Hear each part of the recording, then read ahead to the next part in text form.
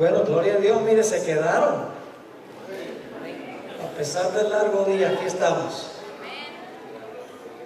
Antes de tener nuestra oración para pedir la bendición de Dios en nuestro tema final, quiero mencionarles que después del culto de esta noche, tendremos una mesa afuera con material disponible traído de todas las series que tengo en español, más libros, sílabos, material muy útil para el estudio de la palabra. Estará disponible después de la puesta del sol a medida que están saliendo. Así que si desean pueden pasar por la mesa y averiguar en cuanto al material que está disponible. Ahora sí vamos a tener una palabra de oración y entramos directamente a nuestro estudio. Padre Celestial, este ha sido un sábado de gran solemnidad. Hemos disfrutado de tantas bendiciones, disfrutamos de estos hermosos bautismos esta tarde también. Te damos gracias porque todavía luchas con los corazones humanos. Amén. Y todavía tu Espíritu obra en esos corazones. Amén. Pedimos, Señor, que ahora al estudiar nuestro último tema, que tu Espíritu Santo nos acompañe. Entusiásmanos, Señor, con tu palabra. Te lo pedimos en el precioso nombre de Jesús. Amén. Bien, vamos a repasar los comunes denominadores que estuvimos estudiando esta mañana. En todos estos retratos que trazamos y que estamos por trazar sobre el tiempo de angustia, hay 6 comunes denominadores. Número 1, siempre hay un ¿qué? Lo que estuvieron esta mañana. Un remanente fiel. Segundo, ¿cuál es el segundo punto? El remanente siempre tiene enemigos. Muy bien, enemigos. En tercer lugar, porque los enemigos quieren destruir al pueblo de Dios, para el pueblo de Dios viene un tiempo de angustia. Muy bien. Y la fe del pueblo de Dios es severamente probada. Ese es el punto número 4. Dios no los libra inmediatamente. Dios demora en librarlos.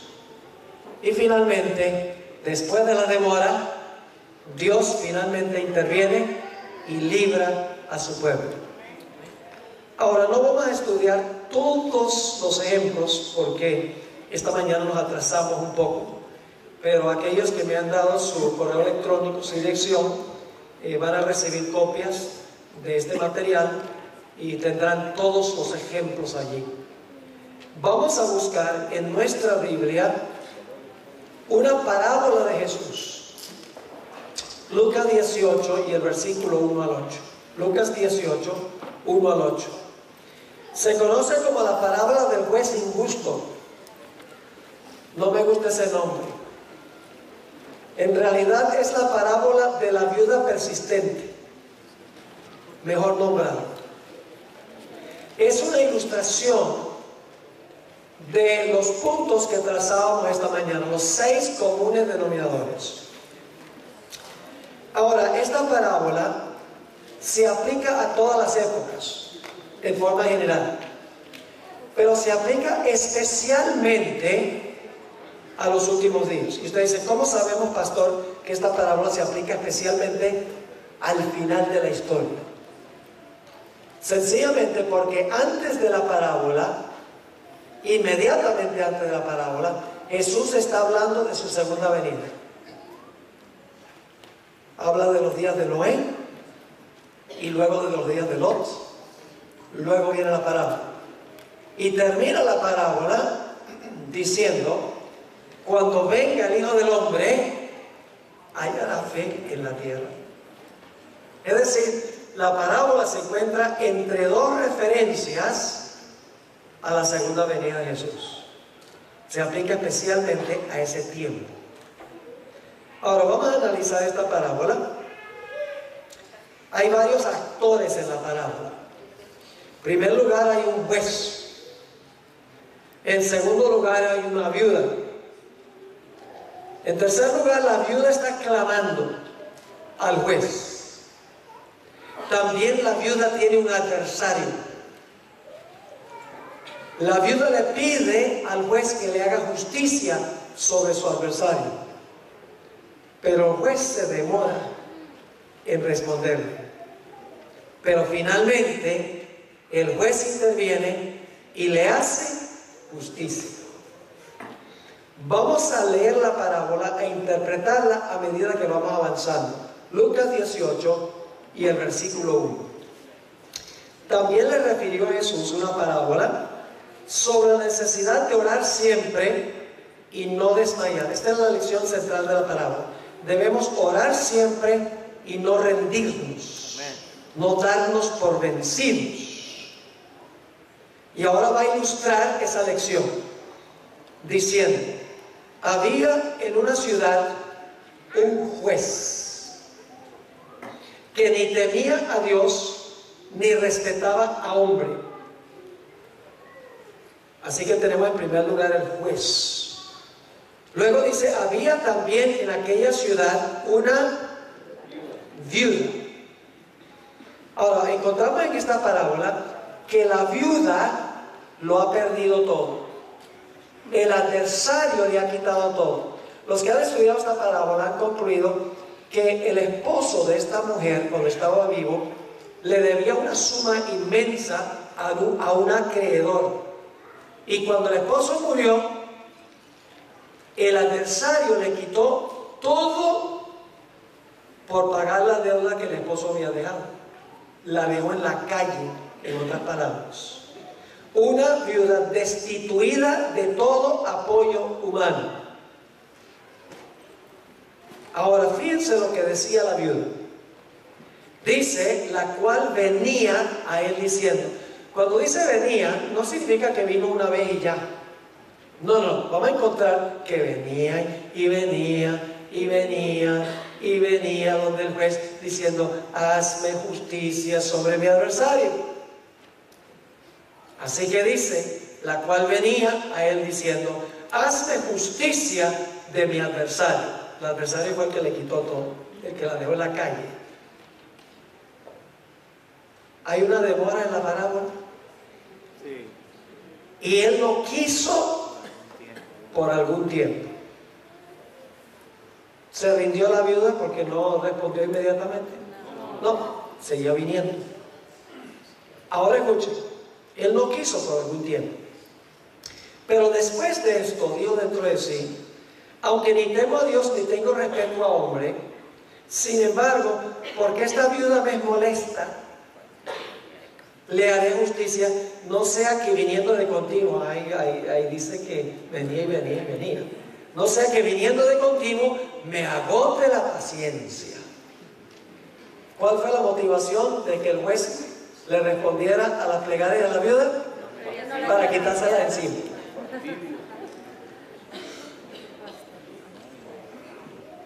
Pero finalmente le hizo ¿qué?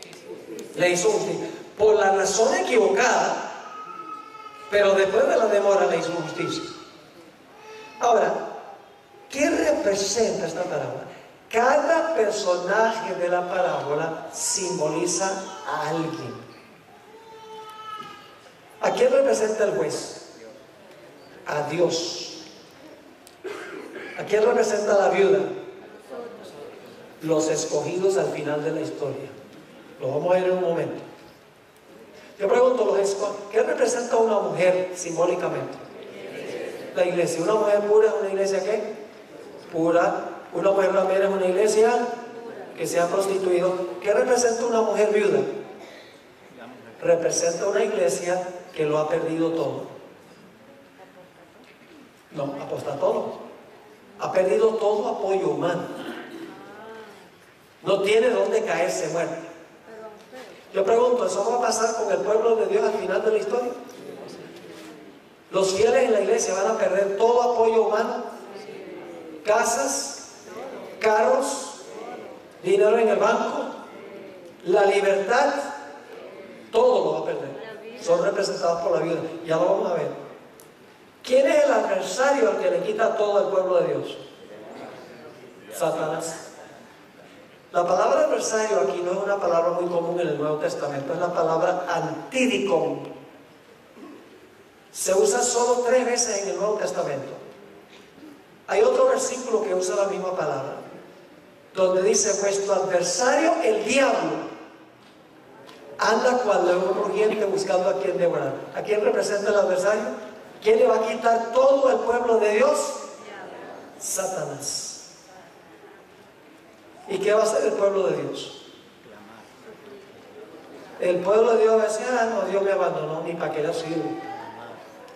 No. El pueblo de Dios, a pesar de que no tiene nada, el adversario le ha quitado todo, sigue viniendo y viniendo y viniendo en oración a Dios, como Jacob. Y finalmente, ¿qué va a decir Dios? ¿Va a haber una demora? ¿Dios va a responder inmediatamente? No, va a haber una demora. Pero finalmente, Dios va a intervenir para hacerle justicia a su pueblo. Pero escuchen bien, lo va a hacer por una razón distinta que el juez de la parábola. Algunos dicen: ¿cómo puede el juez representar a Dios si dice que ni temía a qué? A Dios, ni respetaba a hombre? ¿Cómo se puede representar a Dios? Representa a Dios a manera de contraste. Es decir, Jesús está diciendo: si un juez injusto responde la plegaria de una viuda por quitársela encima, ¿cuánto más Dios responderá las plegarias de su pueblo porque los ama? Dios responde por una razón distinta que el juez en la parábola. Ahora usted dice: ¿será que la interpretación que da el pastor Bola es correcta? Jesús explicó la parábola. Note lo que dice el versículo 6. Aquí viene la explicación. Y dijo el Señor: oíd lo que dijo el juez injusto. ¿Y acaso Dios? ¿Quién representa el juez? Dios. A Dios. ¿Acaso Dios no hará justicia a sus escogidos? ¿Qué representa la viuda? Sus escogidos. Ahora escuchen que claman a Él día y noche, aun cuando se tarda en responderles. Lean el capítulo sobre el tiempo de angustia en el conflicto de los siglos. El pueblo de Dios clamará a Dios y clamará a Dios, y Dios guardará silencio. Satanás le habrá quitado todo al pueblo de Dios, pero finalmente Dios intervendrá para liberar a su pueblo. En el versículo 8 dice Jesús: os digo que pronto les hará justicia. Y luego termina con una pregunta: pero cuando venga el Hijo del Hombre, ve que la parábola se aplica especialmente al final del tiempo de angustia, cuando venga el Hijo del Hombre, hallará fe en la tierra. Vamos a repasar los comunes denominadores. ¿Hay un remanente en esta parábola? ¿Quién es? La viuda, que todo lo perdió. ¿Hay un enemigo de la viuda? El adversario. ¿La viuda pasa por un tiempo de angustia? Viene y viene y viene. ¿La fe de la viuda es severamente probada? Sí, pero el juez parece ignorarlo. ¿Hay una demora en hacerle justicia a la viuda? Pero después de la demora interviene el juez y le hace justicia. ¿Ven los comunes denominadores en todas estas historias? Ahora, lo lindo de esto es a donde dice que finalmente Dios intervendrá para librar a su pueblo después del tiempo de angustia. Ahora, los siguientes ejemplos que quiero compartir son los más importantes. Los que hemos estudiado son significativos e importantes, pero ahora queremos ir especialmente al tiempo del fin. Para esto, necesito repasar la cadena profética. Yo acabo de grabar una serie que se llama La Gran Cadena Profética. Está en YouTube, la pueden ver, donde trazo la cadena de las profecías desde Babilonia hasta el fin. La cadena empieza con ¿qué reino? Babilonia, luego Medo-Persia, luego Grecia, luego el imperio romano. Luego, ¿qué pasa con el imperio romano? Se divide. Luego el pueblo pequeño gobierna ¿cuánto tiempo? 1260 años, terminando ¿en qué fecha? 1798. Y ahora fíjense qué interesante.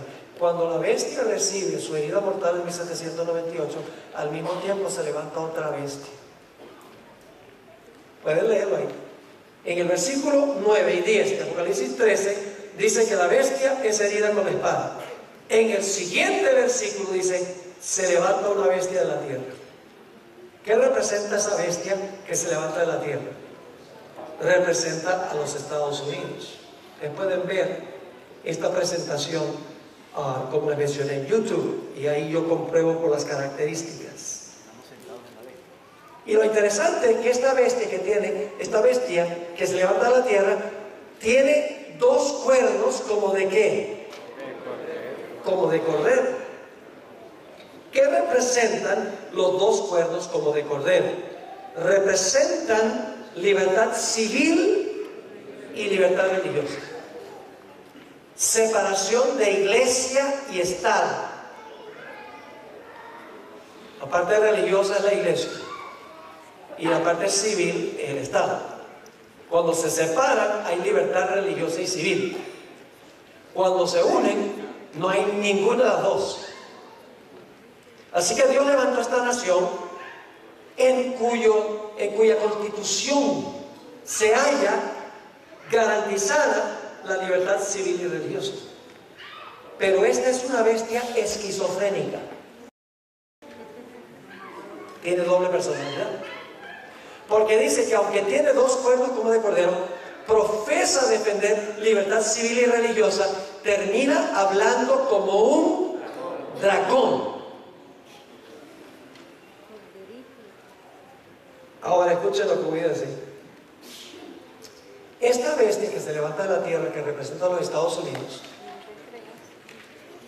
parece que su destino es ayudarle a la primera bestia a recuperar el poder que perdió cuando recibió la herida mortal. Después leerlo en Apocalipsis 13. A pesar de que tiene estos dos cuernos, libertad civil y religiosa, la descripción que se da es que esta bestia de la tierra va a repudiar lo que representan los dos cuernos y va a hablar como un dragón. Es decir, le va a devolver el poder a la primera bestia, al poder papal. Y usted dice, ¿dónde dice eso? Solo resume. Si ustedes leen Apocalipsis 13, 11 al 18, dicen que esta bestia de la tierra ejerce toda la autoridad de la primera bestia. Dice que todo lo que hace, lo hace en presencia de la primera bestia. Dice que manda a todos a adorar a la primera bestia. Hace una imagen de la primera bestia. Impone la marca de la primera bestia. Es decir, lo que va a hacer esta nación, los Estados Unidos, es que le va a devolver al papado el poder que perdió cuando recibió la herida mortal. Y va a repudiar lo que representan los dos cuernos como de cordero y va a hablar como un dragón. Ahora quiero compartir con ustedes que cuando se fundó los Estados Unidos, se fundó a base de estos dos grandes principios, libertad civil y religiosa. Está en la Constitución de los Estados Unidos, en la primera enmienda a la Constitución, están los dos cuernos como de cordero. La primera enmienda a la Constitución de los Estados Unidos tiene dos cláusulas. La primera cláusula se conoce como la cláusula del establecimiento. La segunda cláusula se conoce como la cláusula de la libre práctica. Y la tercera cláusula garantiza derechos civiles. Ahora yo les voy a leer la primera enmienda a la Constitución de los Estados Unidos. Y ustedes van a ver en un momento por qué les estoy dando este trasfondo porque vamos a ver los mismos comunes denominadores. Así reza la primera enmienda a la Constitución de los Estados Unidos. El Congreso no hará ninguna ley con respecto al establecimiento de religión. Esa es la primera cláusula. ¿Qué quiere decir? Que ¿quién redacta las leyes en un país? El Congreso. En un país que tiene un sistema representativo, el Congreso es el que redacta las leyes. En la primera cláusula dice que el Congreso de los Estados Unidos no puede hacer ninguna ley que establezca religión, que establezca alguna observancia religiosa. La segunda cláusula dice: el Congreso no hará ninguna ley que prohíba la libre práctica de la religión. Es decir, la primera enmienda, las dos cláusulas, la primera prohíbe que el Congreso haga leyes que establezcan alguna observancia religiosa, y la segunda cláusula le prohíbe al Congreso que haga una ley que prohíba que la gente practique su religión. Les voy a dar una ilustración para que puedan entender la diferencia. Nosotros los adventistas creemos que el Congreso de los Estados Unidos algún día va a redactar una ley dominical y va a mandar que todos guarden el domingo como día de reposo. Yo pregunto, ¿sería esa una violación de la Constitución de los Estados Unidos? Sí. Un bebé entendería eso, porque es establecer una observancia religiosa que lo prohíbe la primera cláusula de la primera enmienda. Pero no solamente va a ser una ley dominical que obligue a guardar el domingo, sino que va a terminar haciendo una ley que prohíba que usted guarde el sábado. La libre práctica, establecer el domingo es establecer religión. Una ley antisabática es prohibir que usted practique su religión. La primera enmienda le prohíbe al Congreso que haga una ley dominical y una ley antisabática. Y usted dice, entonces, ¿cómo va a ser? Bueno, yo pregunto, ¿en qué se parece un cordero a un dragón? Es la bestia con dos cuernos como de cordero, que profesa apoyar libertad civil y religiosa, que va a repudiar eso hablando como un dragón. Va a contradecir su profesión. ¿Están entendiendo? Ahora, en el libro de Daniel tenemos, dicho sea de paso, antes de ir al libro de Daniel, la tercera cláusula de la primera enmienda garantiza libertades civiles. Las primeras dos cláusulas, libertad religiosa. El Congreso no puede hacer una ley que establezca religión, ni puede hacer una ley que prohíba que la gente practique su religión. La tercera cláusula de la primera enmienda garantiza libertades civiles. Se lo voy a leer. El Congreso no hará ninguna ley que coarte la libertad de expresión.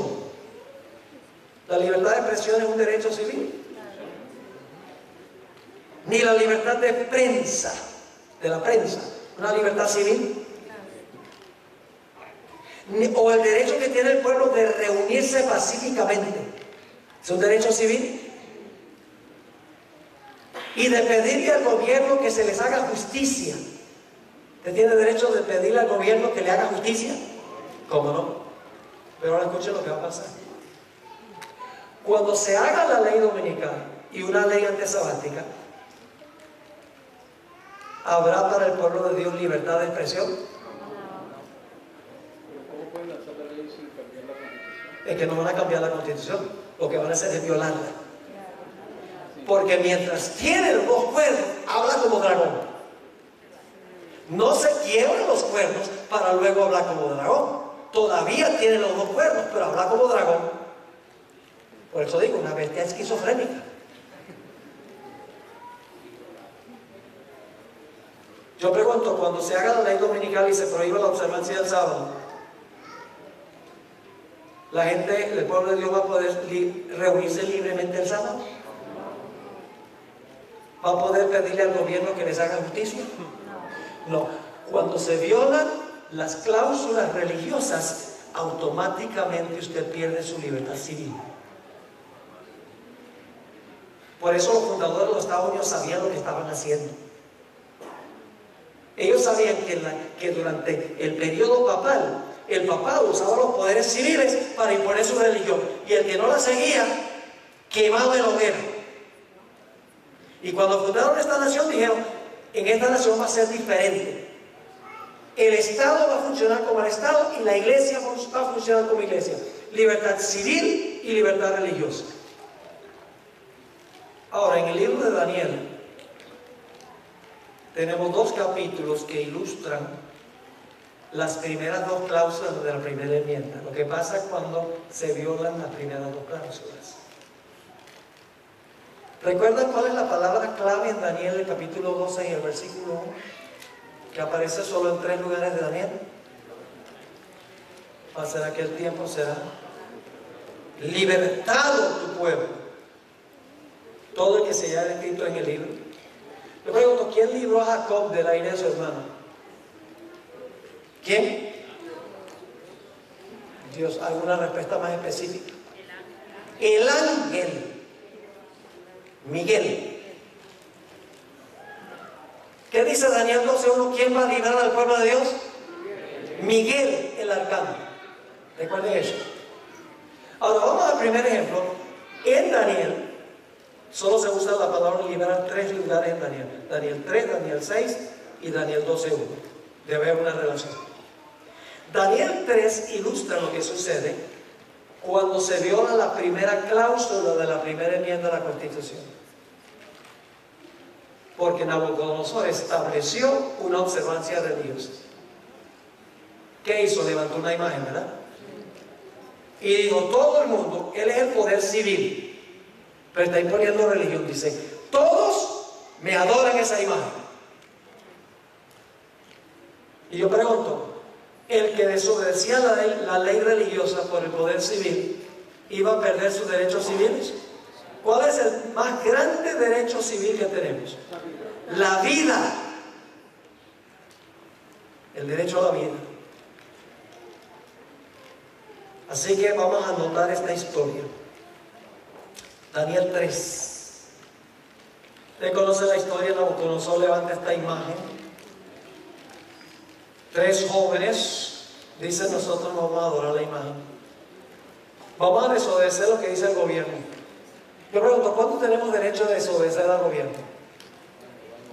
Cuando el gobierno va en contra de nuestros derechos de religión. Ahí podemos practicar desobediencia civil. Pero fuera de eso, debemos ser ciudadanos ejemplares, incluyendo pagando todos nuestros impuestos. Porque si usted le da a Dios lo que es de Dios, pero no le da a César, está desobedeciendo a Jesús. Jesús dice: dad pues a César lo que es de César. Los adventistas deben ser ciudadanos ejemplares. Pero cuando el poder civil se sobrepone a su autoridad y establece una observancia religiosa, ahí el pueblo de Dios tiene que desobedecer, porque es menester obedecer a Dios antes que a los hombres. Así que ahora Nabucodonosor, los enemigos de los 3 hombres van y le cuentan al rey, le dice: ahora, y hay unos que no quieren obedecer la ley del poder, la ley religiosa del poder civil, estableciendo esta observancia religiosa. Vamos a leer en el versículo 15.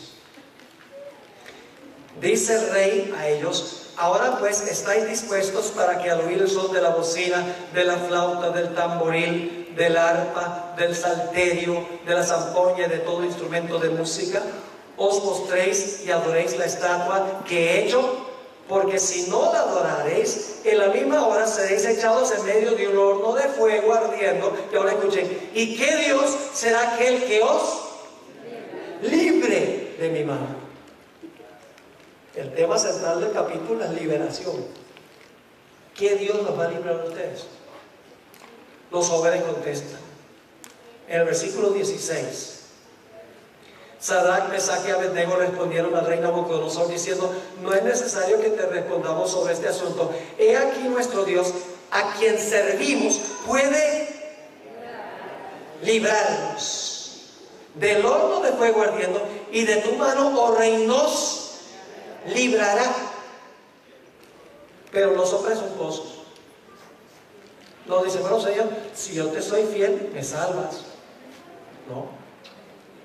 Y si no, sepas, oh rey, que no serviremos a tus dioses, ni tampoco adoraremos la estatua que has levantado. Punto final.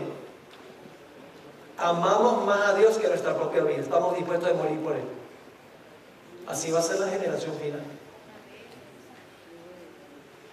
Es una lealtad inquebrantable, una fidelidad inquebrantable. La generación final se va a distinguir por una lealtad a Dios que ni la muerte puede romper. Así que el rey, como dicen los puertorriqueños, se enfogonó.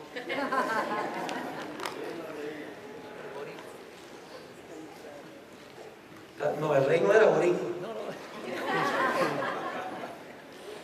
Noten el versículo 25. Y él dijo, ahora miren el 1 y ve 4. Dice, he aquí, yo veo 4 varones sueltos que se pasean en medio del fuego sin sufrir ningún daño, y el aspecto del cuerpo es semejante, las versiones dicen, al hijo de los dioses. Mala traducción. Es al hijo de Dios. Y claro, la gente pregunta, ¿cómo sabía el rey el aspecto del hijo de Dios? La hermana me dice, porque Daniel y sus amigos le habían contado cómo era el ángel de Jehová. Y él lo entendió, porque ya él había conocido a los jóvenes en el capítulo 1. Así que ¿quién entró al horno para salvarnos?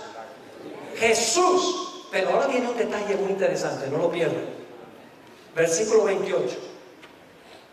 Dice en el versículo 28: entonces Nabucodonosor dijo, bendito sea el Dios de ellos, de Sadrach, Mesach y Abednego, que envió su ángel. ¿Ve? Lo libró el Hijo de Dios. ¿Pero quién era el Hijo de Dios? El ángel. ¿Cuál ángel? Miguel. Esa historia ilustra en miniatura lo que va a pasar al final de la historia, cuando se levante Miguel. Ahora, note lo que sigue diciendo. Entonces Nabucodonosor dijo, bendito sea el Dios de ellos, de Sadrach, Mesach y Abednego, que envió su ángel y libró a sus siervos que tuvieron fe, que confiaron en él y que no cumplieron el edicto del rey y entregaron sus cuerpos antes que servir y adorar a otro Dios que es su Dios.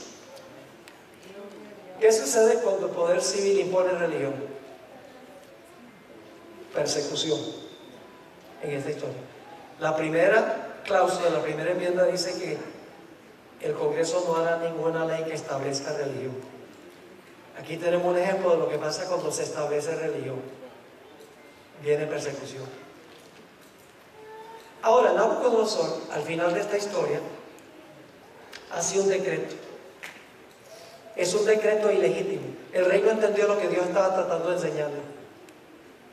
En el versículo 28 y 29 nuevamente dice, entonces Nabucodonosor dijo, bendito sea el Dios de ellos, de Sadrach, Mesach y Abednego, que envió su ángel y libró a sus siervos que confiaron en él y que no cumplieron el edicto del rey y entregaron sus cuerpos antes que servir y adorar a otro Dios que es su Dios. Y ahora da el decreto. Por tanto decreto que todo pueblo, nación o lengua que dijere blasfemia contra el Dios de Sadrach, Mesach y Abednego sea descuartizado y su casa convertida en un muladar, por cuanto no hay Dios que pueda librar como este. ¿Qué historia tan espectacular? ¿Cuál es el pensamiento central? Librar. ¿Sabe que yo encuentro adventistas donde quiera que voy? Donde dicen, ay, ojalá el Señor me ponga el descanso antes del tiempo de angustia.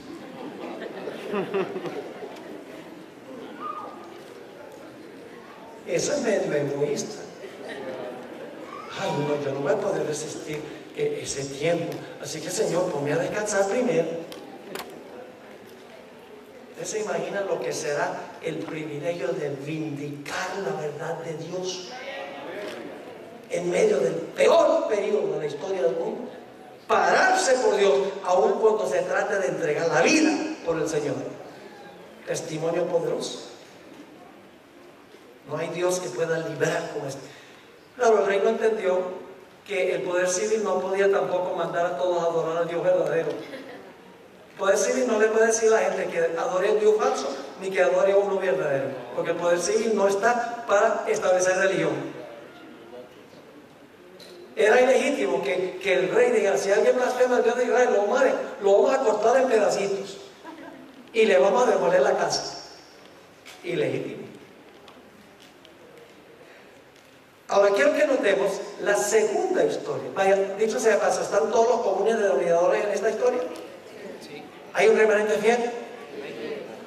¿Tienen enemigos? ¿Pasan por un tiempo de angustia? ¿Su fe severamente probada? ¿Dios se demoró en librarlos? Permitió que pasaran por el horno, pero después de la demora, ¿Dios los libró? Ven, todos estos cuadros del tiempo de angustia son paralelos. Ahora, hay otra historia en Daniel que ilustra lo que sucede cuando el poder civil prohíbe que usted practique su religión. La historia de Daniel 6, la segunda cláusula de la primera enmienda. Vamos a Daniel 6 y el versículo 5. Daniel tenía enemigos. No le gustaba Daniel porque era un hombre recto, un hombre leal, fiel al rey. Así que ellos preparan una trama. Dice en el versículo 5: entonces dijeron aquellos hombres: no hallaremos contra este Daniel ocasión alguna para acusarle, si no la hallamos contra él en relación con ¿qué? Con la ley de su Dios. ¿Cuál es el punto de contención? La ley. Y vamos a encontrar que también la adoración. Así que estos hombres, enemigos de Daniel, van al rey y convencen al rey que dé un decreto, una ley que no se podía revocar. De los medo-persas, las leyes no se podían revocar. Noten el versículo 6. Entonces estos gobernadores y sátrapas se juntaron delante del rey y le dijeron así: Rey Darío, vive para siempre. Todos los gobernadores del reino, magistrados, sátrapas, príncipes y capitanes han acordado por consejo que promulgues un decreto real y lo confirmes, que cualquiera que en el espacio de 30 días demande petición de cualquier dios u hombre fuera de ti, oh rey, sea echado en el foso de los leones. Y el rey está diciendo: esta gente sí me quiere a mí. Engañaron al rey. ¿Sabe que este es un tema recurrente que recurre en las historias de la Biblia? Yo pregunto, en los días de Esther, ese es nuestro próximo ejemplo. Los días de Esther, Amán engañó al rey.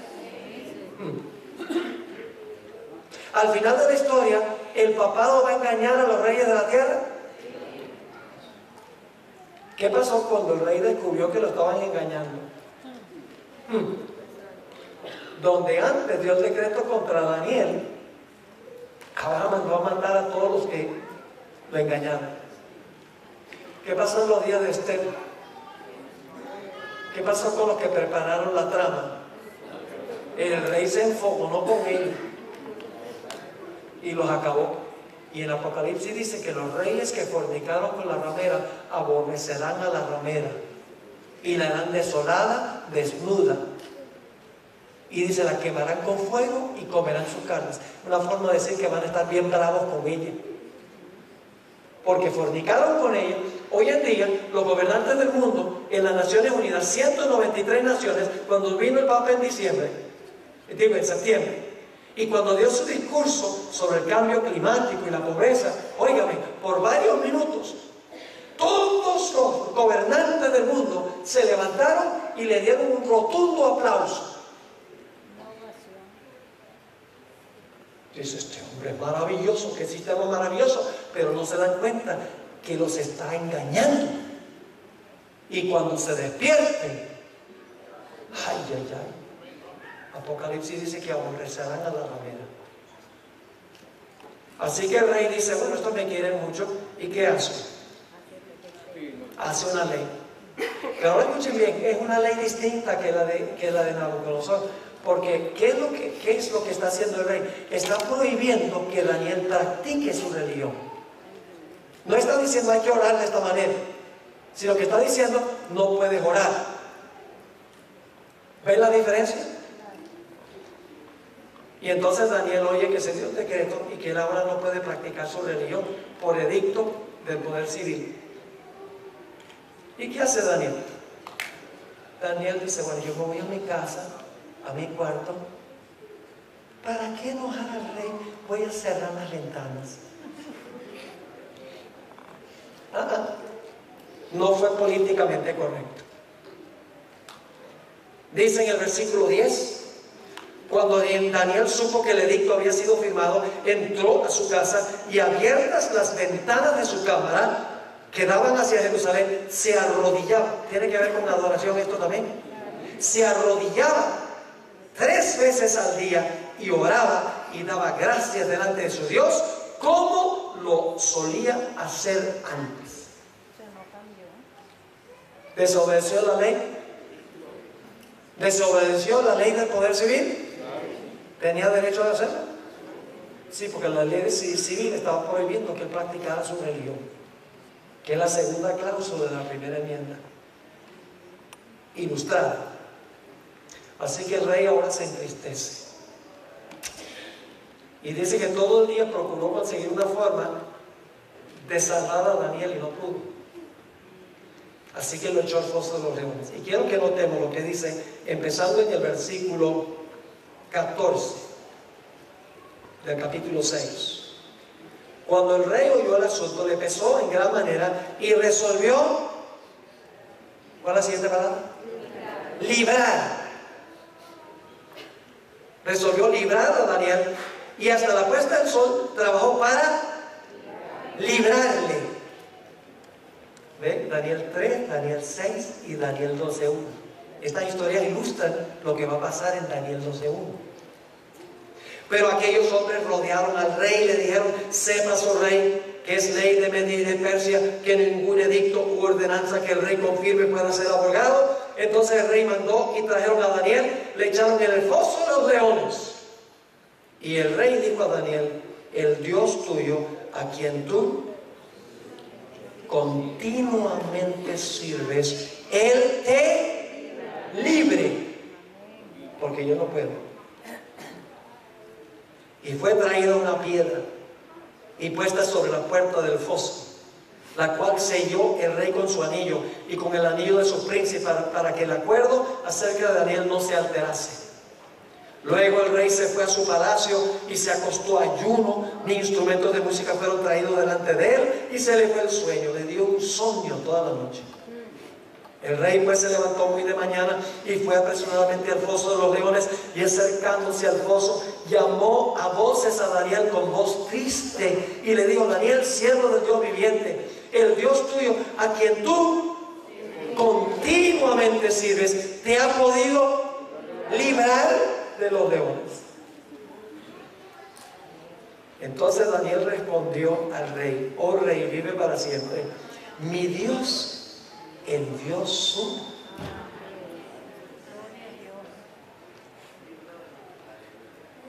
¿Quién libró a Jacob?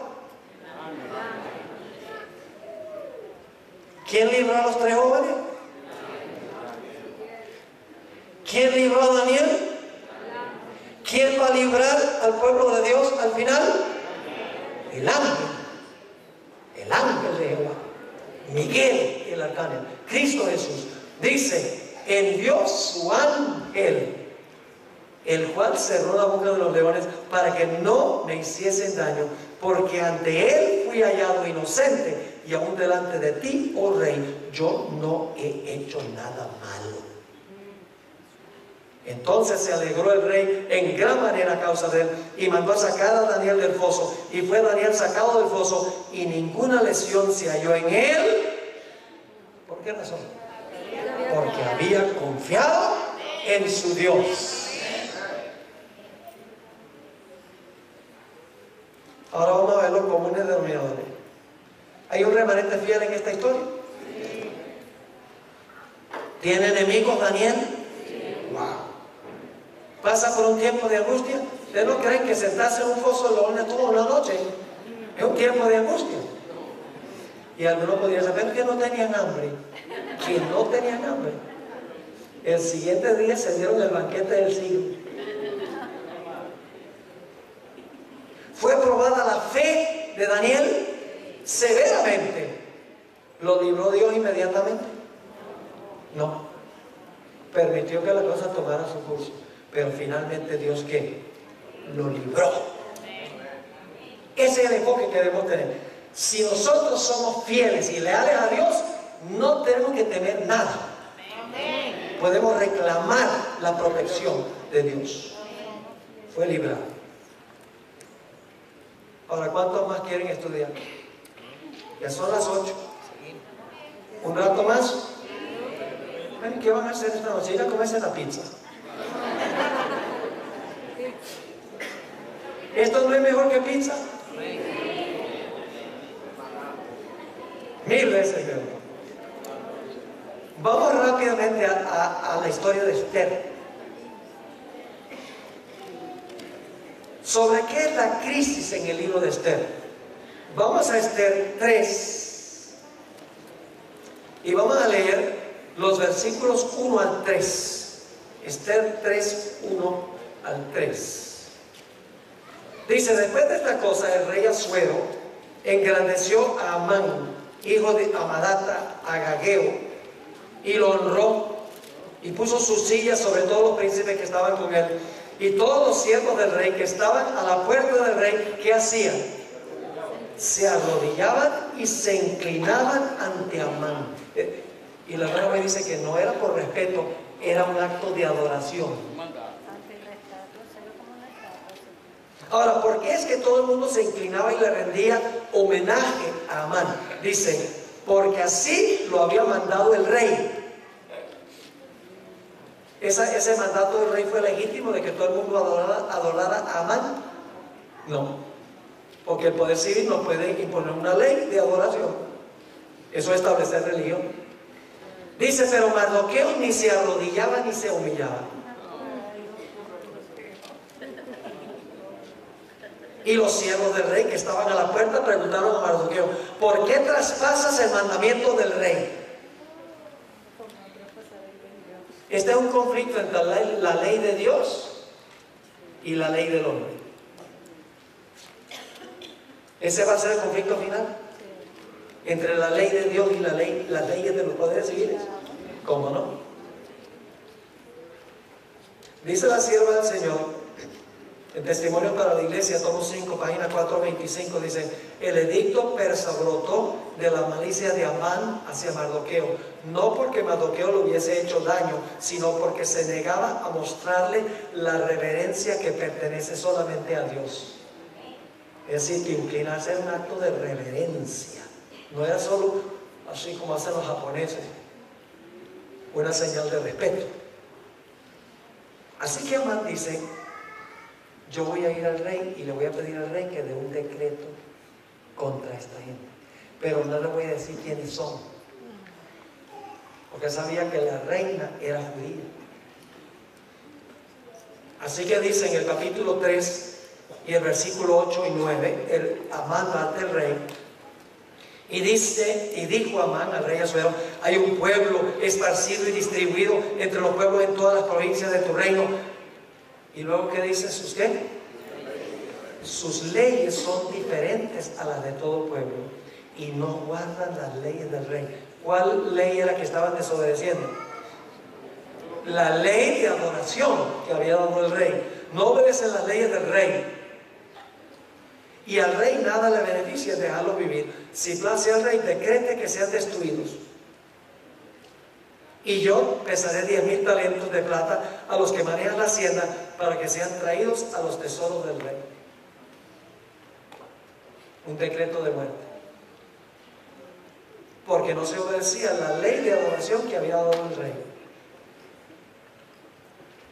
Ahora yo pregunto, ¿en esta historia hay un remanente fiel?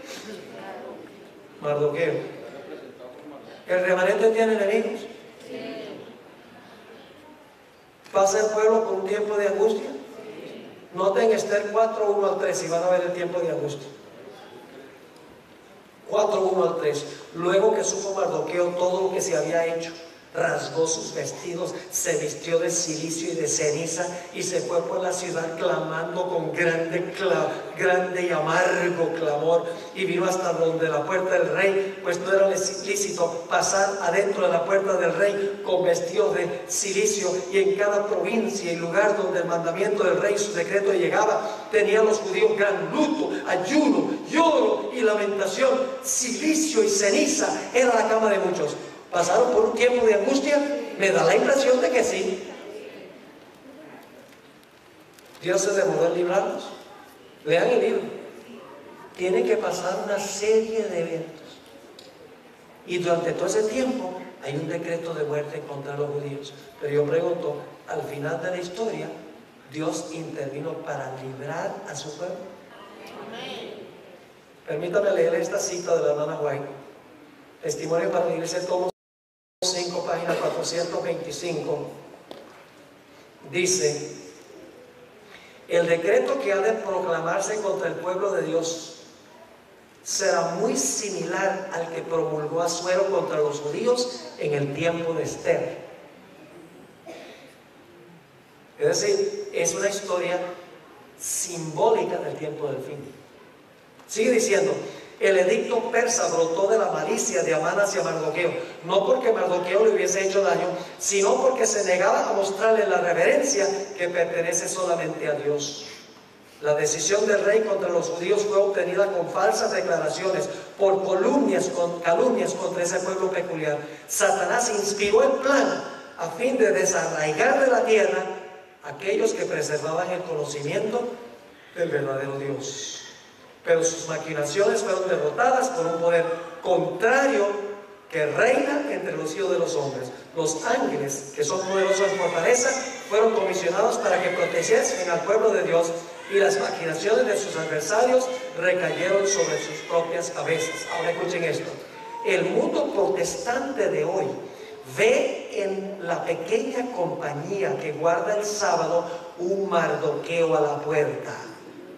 Su carácter y su conducta, que expresan reverencia por la ley de Dios, son una reprensión constante para los que han desechado el temor de Jehová y están pisoteando su sábado. De alguna manera hay que deshacerse del molesto intruso.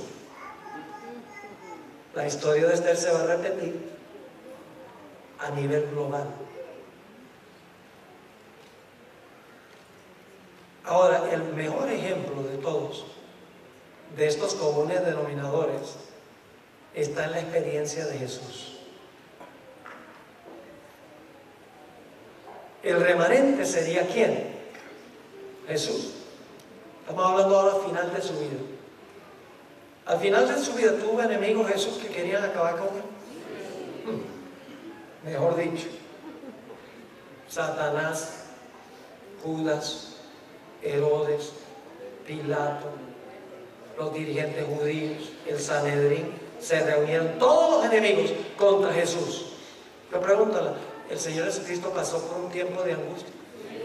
Wow. En el Getsemaní y en la cruz. Dice en Mateo 26, 37, que cuando Jesús llegó al huerto, comenzó a entristecerse y a angustiarse en gran manera. La palabra angustiarse. 3 veces en el huerto le rogó al Padre, mientras sudaba grandes gotas de sangre, que si fuera posible le quitara la copa de la ira de Dios. En la cruz clamó: Dios mío, ¿por qué me has desamparado? Terrible tiempo de angustia. ¿La fe de Jesús fue severamente probada? ¿Cómo no? Hebreos 5:7 describe su angustia. Dice: y Cristo en los días de su carne, ofreciendo ruegos y súplicas con gran clamor y lágrimas al que le podía librar de la muerte, fue oído a causa de su temor reverente. ¿El Padre lo escuchó? ¿Lo libró inmediatamente? No. No lo libró inmediatamente. ¿Se demoró el padre en responderle? ¿Por qué se demoró el padre en responderle? Hebreos 5:8, el siguiente versículo. Dice, ¿por qué el padre permitió que pasara por el tiempo de angustia? Dice, y aunque era hijo, por lo que padeció, aprendió la obediencia. ¿Qué vamos a aprender mientras pasemos por ese tiempo? A obedecer. Aunque tengamos que entregar la vida, aprenderemos a obedecer por lo que padecemos. Ahora, lo interesante es que Jesús no fue librado inmediatamente, porque murió. Y se sintió desamparado cuando murió, porque lo último que dijo en la cruz fue, Dios mío, ¿por qué me has desamparado? Padre, en tus manos encomiendo mi espíritu. Parece que el padre no le contestó. Se sintió desamparado. Dios lo libró. Ahora escuchen esta cita de la hermana White. No se encuentra en español, está en una revista para los jóvenes que se llama Youth Instructor, mayo 2, 1901.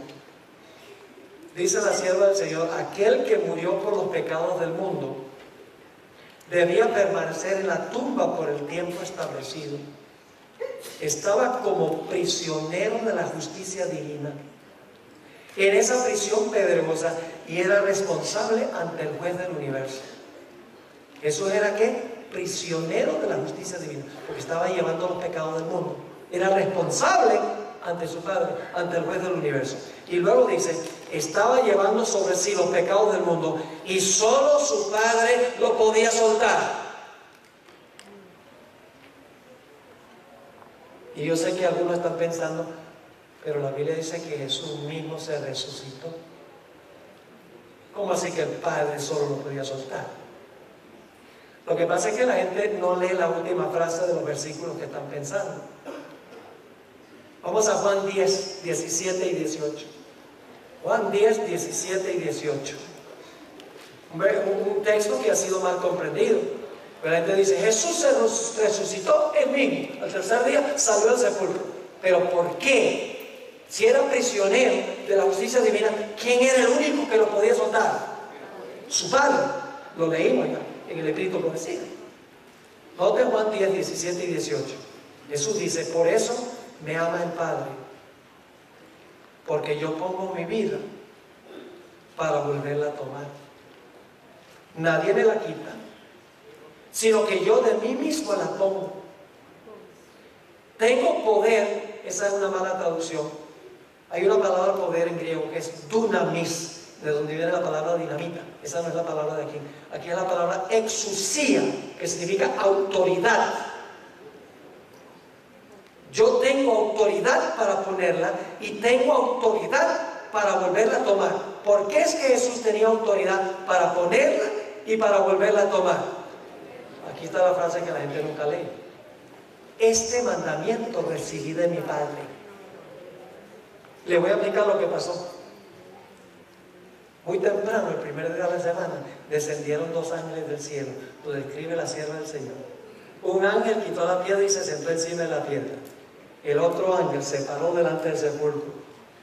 ¿Cuáles fueron las últimas palabras de Jesús en la cruz? Padre, en tus manos encomiendo mi espíritu. Ahora el Padre lo va a llamar.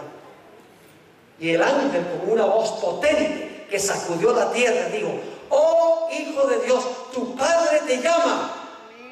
Y Jesús salió del sepulcro por la vida que estaba en él, pero por permiso de su Padre.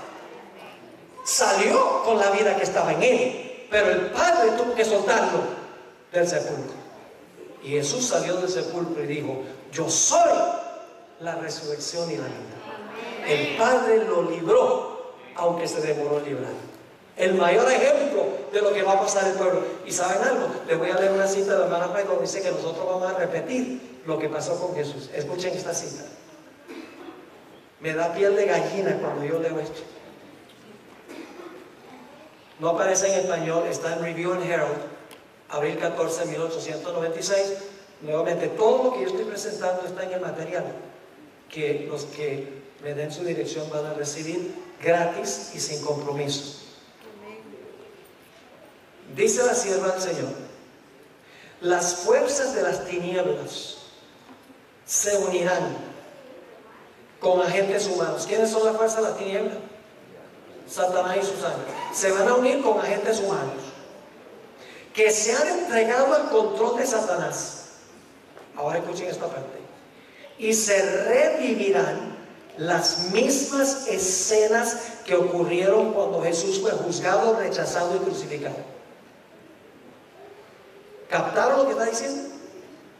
Luego dice esto: al entregarse a las influencias satánicas, los hombres se transformarán en demonios, y aquellos que fueron creados a imagen de Dios, los que fueron formados para honrar y glorificar a su Creador, se convertirán en habitación de dragones.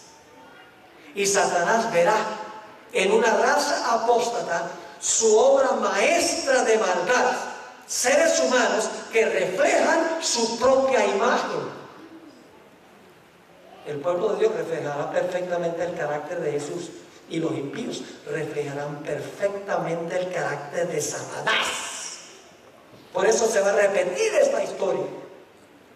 Entonces, ¿qué tenemos que hacer nosotros? Lo que hacía Jesús. Tenemos que formar esa relación íntima con Jesús a través de la oración, el estudio de la palabra y trabajar por Jesús. Es lo que hacía Jesús. Por eso tenía una relación estrecha con su Padre. Ahora vamos a nuestro último ejemplo. La historia de Job. Y he dejado esto de último con un propósito muy especial. Les voy a contar la historia. Abuelo de pájaro. Un día vienen los hijos de Dios a presentarse delante de Jehová. Y entre ellos aparece ¿quién? Satanás. Y Dios le dice a Satanás: ¿de dónde vienes? Dice: de rodear la tierra y andar por ella. Es decir, vengo de supervisar mi territorio. ¿Por qué estaba Satanás en esa reunión? ¿Quién debería haber estado en esa reunión? Adán, el padre y representante de la raza humana. Pero cuando Satanás lo conquistó, le ganó, le quitó el puesto. Y por lo tanto, él fue representando este mundo. Ahora, si Satanás fue representando este mundo, ¿quiénes eran los otros hijos de Dios? Pues también tenían que ir representando mundos. Y entonces, Dios le dice a Satanás: no has visto a mi siervo, vive en tu territorio, pero siervo mío, hombre recto, temeroso de Dios, apartado del mal. ¿Quiénes están escuchando la conversación? Todos los representantes del universo están presentes escuchando. Y Satanás dice a Dios: claro que sí, claro que te es fiel, porque es por los panes y los peces. Tú lo has cercado, lo proteges, lo has prosperado y no me has dejado tocarlo. Te sirve por interés. Pero si tú me permitieras quitar lo que tiene, te blasfemaría en tu rostro. ¿Quiénes están escuchando? Todos los representantes del universo. ¿Qué hubiera sucedido si Dios dice: no le hagan caso, es un mentiroso? Los seres celestiales hubieran pensado: bueno, ¿y a qué le tiene miedo Dios? De verdad que lo ha acercado y lo ha prosperado y lo sirve por eso. ¿Quién sabe si tenga razón? Así que Dios dice, en presencia de todo, dice: ah, sí, quítale todo y verás que permanecerá fiel. ¿Recuerdan la historia de la viuda? Así que Satanás sale, le quita todo lo que tiene, todos los hijos, todas las propiedades, todas las bestias, todos los siervos, quedan en la calle. El adversario se va a quitar. ¿Y qué dice Job? Jehová dio. Solo lo que dijo tenía 50% de verdad, porque Dios dio, pero el diablo le quitó. pero él no entendía. Dios dio y Dios quitó. Alabado sea el nombre de Jehová. ¡Ah! Y el jurado celestial dice: Dios tenía razón. Job sirve a Dios no por interés, sino porque ama a Dios. Aun cuando pierde todo, es leal a Dios. Aleluya, están cantando en el cielo. Viene otro día, se aparecen otra vez los hijos de Dios y entre ellos Satanás. Dios le dice a Satanás: ¿de dónde viene? De rodear la tierra y de andar por ella. Y Dios dice con un orgullo sano, dice: ¿no ha visto mi siervo Dios, mi siervo Job, que aunque me incitaste contra él, aún conserva su integridad? ¡Ah! Dice Satanás, en presencia de todos los representantes del universo. Dice: claro que sí, porque no me dejaste tocarlo a él. Pero si tú me dejaras tocarlo a él, te blasfemaría en tu rostro. ¿Qué pasa si Dios hubiera dicho: no, en casa son mentirosos? Y ustedes se dieron cuenta que perdió todo y todavía es real. Hubieran permanecido duros. Así que Dios le dice a Satanás: ah, sí, tú dices que me sirve por interés y no por amor. Haz lo que tú quieras con él, solo que no le quite la vida. Pues si le quita la vida, la prueba se acabó. Yo pregunto: ¿cuántos de los miembros del pueblo de Dios se van a morir durante el tiempo de angustia? Ni uno. Pero todos lo van a perder los hijos de Dios. Todos lo van a perder, pero no van a morir. Así que Satanás sale y busca en su laboratorio la peor enfermedad que podía conseguir. Dice que le dio una sarna maligna desde la punta de la cabeza hasta la planta del pie. Y era tan terrible que tenía que rascarse con una teja, desfigurándose el cuerpo. Y Job dice que no pecó contra Dios, conservó su integridad. Pero ahora ha perdido sus posesiones, ha perdido sus hijos, ha perdido sus siervos, ha perdido sus bestias, ha perdido su salud. Y ahora la esposa dice: Job, tú todavía eres fiel a Dios. Vaya Job, maldice a Dios y muérete. Instrumento de Satanás. Y dice Job: hablas como las mujeres fatuas. ¿Acaso Dios no nos puede impartir el bien y el mal también? Él no entendía en este momento. En un momento le voy a decir por qué no entendía. No sabía quién estaba causando el mal, porque esta reunión se realizó en el cielo y él no sabía lo que estaba pasando allá. Pero en el tiempo de angustia nosotros sabemos quién es, porque tenemos estas experiencias y no tendremos excusa cuando el pueblo de Dios pierde todo. Entonces, ahora vienen los tres amigos de Job para consolarlo. Y el jurado celestial está viendo lo que está pasando. ¿Será que Job de verdad va a abandonar su alianza a Dios? ¿Será posible? ¿O será que Job, aun cuando le vengan puros males, todavía va a ser leal a Dios? Vienen los tres amigos a consolarlo y se convierten en sus acusadores. Job ha perdido todo. Pero ¿saben cuál es lo más triste?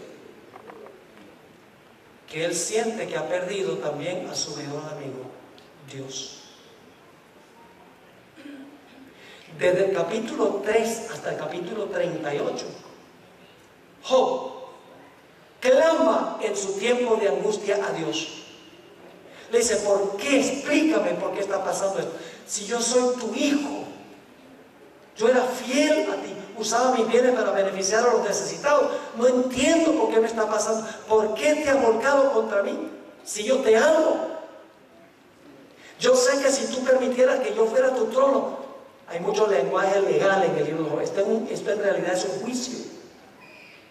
Porque hay testigos, hay un acusador, hay un defensor, hay un acusado. Es decir, es un juicio que se está realizando.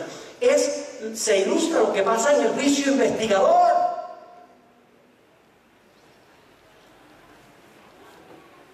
Y la respuesta de Dios a Job: un rotundo silencio.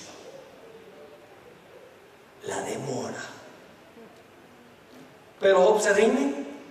No, sigue viniendo y aunque me matare, aún en él confiaré. Yo sé que mi Redentor vive.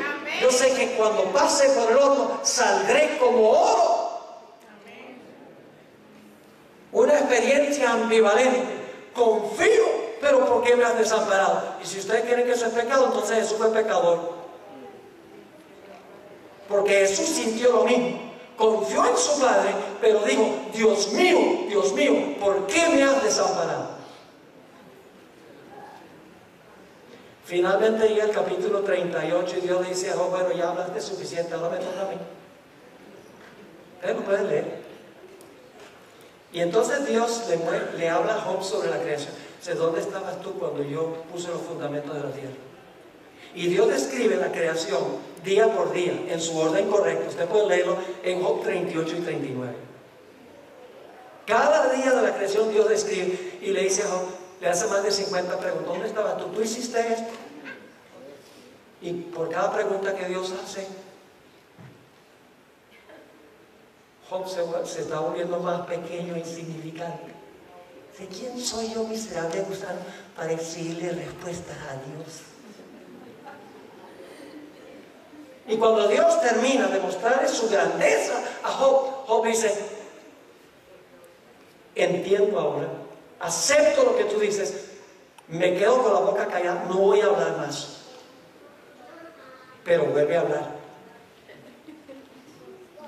¿Sabe cuándo vuelve a hablar? Cuando en el capítulo 1 Dios le muestra al Leviatán.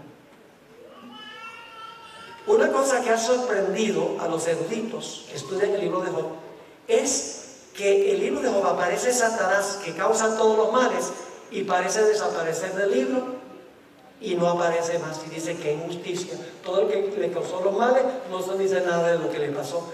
Sí aparece al final del libro. Al principio se llama Satán, pero al final se llama Leviatán. Y en el capítulo 41 Dios describe a Leviatán. Job hubiera entendido Leviatán, porque las religiones paganas del área creían que el enemigo de los dioses se llamaba Leviatán. En la cultura de esa época, politeísta. Job no era politeísta, pero conocía la idea de que el Leviatán era enemigo de Dios. Dicho sea de paso, Leviatán, en el último versículo del capítulo 41, dice que es el rey sobre todos los soberbios. Algunos dicen que es un cocodrilo. Vaya cocodrilo, que respira fuego y humo. No es ningún cocodrilo, es un dragón. En Isaías 27:1 se menciona Leviatán. ¿Saben qué nombre se le da? El dragón y la serpiente retuerta. Se le llama Leviatán, se le llama dragón y se le llama serpiente retuerta. Y el Salmo 74 dice que Leviatán tiene múltiples cabezas. En Apocalipsis, el capítulo 12, encontramos ese personaje. 7 cabezas. Y se le llama la serpiente antigua, Satanás, que es el nombre original que se le dio en el libro de Job. El diablo y Satanás. Es decir, ¿quién es Leviatán? Satanás. Así que cuando Dios le muestra Leviatán a Job, Job dice: ahora sí entiendo que me estaba causando mal. No es Dios, es Satanás. Y entonces ahora Job dice: Señor, ¿me permites hablar de nuevo? Y para hacer una larga historia corta, Job dice al final de la historia, dice: de oídas te había oído, pero ahora mis ojos te ven. Ahora entiendo, dice Job. Y se arrepintió en saco y ceniza. No se estaba arrepintiendo del pecado, sino que se estaba arrepintiendo de haber cuestionado a Dios por lo que le había sucedido. No falló, porque Dios lo recompensó con el doble de lo que tenía antes. Yo pregunto, ¿en esta historia hay un remanente? ¿Hay enemigos? ¿Hay un antídicon? Oh, el diablo. ¿Pasa Job por un tiempo de angustia? ¿La fe de Job es severamente probada? ¿Dios se demora en responderle? Pero finalmente Dios interviene y lo libra. Exactamente. ¿Por qué permitió Dios que Job pasara por su experiencia? Por dos razones. Uno, para consumir todo lo que lo ataba a este mundo. Para purificar y refinar su carácter. Para quemar toda la escoria en su carácter. Por eso Job dijo en el capítulo 23 y el versículo 10: cuando me hubiere probado, saldré como oro. Así que él entendió que esta experiencia de agonía fue para refinar su carácter. Pero hubo una segunda razón, y era para enseñarle una lección al universo, de que Dios tendrá un pueblo en el tiempo del fin. Un pueblo que aunque pierda todo, será fiel a Dios. No por interés, sino por amor. No un individuo, sino toda una generación de santos. La generación final, la generación fiel. Que aunque se desplomen los cielos, permanecerán fieles e inconmovibles en su alianza para con Dios. Y el universo, al observarlo, dirá: amén. Dios tiene un pueblo fiel. Dios tiene un remanente fiel.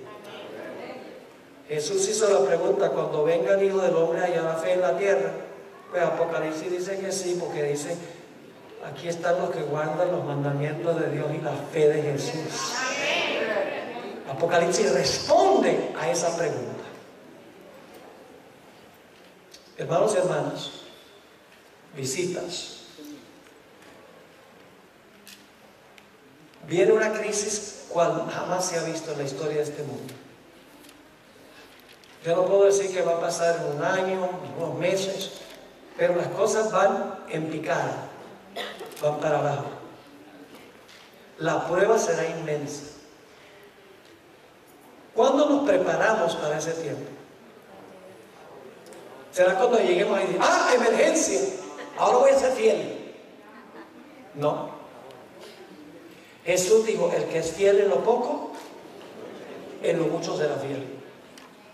Y el que es infiel en lo poco, en lo mucho será infiel. Jeremías dijo: si corriste con los de a pie y te cansaste, ¿cómo vas a correr con los caballos? Mis hermanos y hermanas, nosotros tenemos que tomar la decisión de que vamos a ser fieles a Dios en las cosas más insignificantes de la vida. Fieles en nuestra asistencia a la iglesia. Fieles en apoyar a nuestro pastor. Fieles en nuestros diezmos y nuestras ofrendas. Fieles en nuestra observancia del sábado.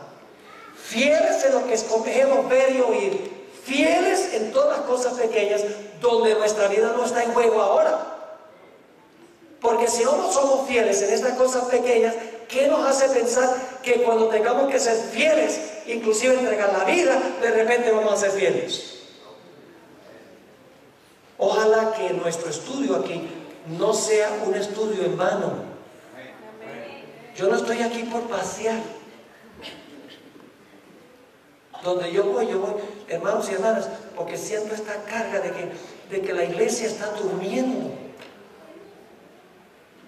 La iglesia se ha extraviado de la razón de su existencia. Y tenemos que recuperar el rumbo. Tenemos que saber que estamos viviendo en los últimos días. Hay que proclamar los mensajes de los 3 ángeles. Hay que desarrollar ese carácter que va a pasar victoriosamente por ese tiempo. Tenemos que ponernos serios con el Señor. Esa es mi carga. Que seamos esa clase de gente. ¿Ustedes quieren ser esa clase de gente? ¿Quieren ponerse de pie? Yo voy a tener una oración. Gloria a Dios. No nos vayamos y por 2 días estamos todos animados y luego volvemos a lo mismo. No. Vamos con disciplina, temprano en la mañana, a meternos en la Biblia y a orar al Señor. Y cuando tengamos la oportunidad, a hablarle a otros sobre el maravilloso Dios que nosotros tenemos. Hagamos eso.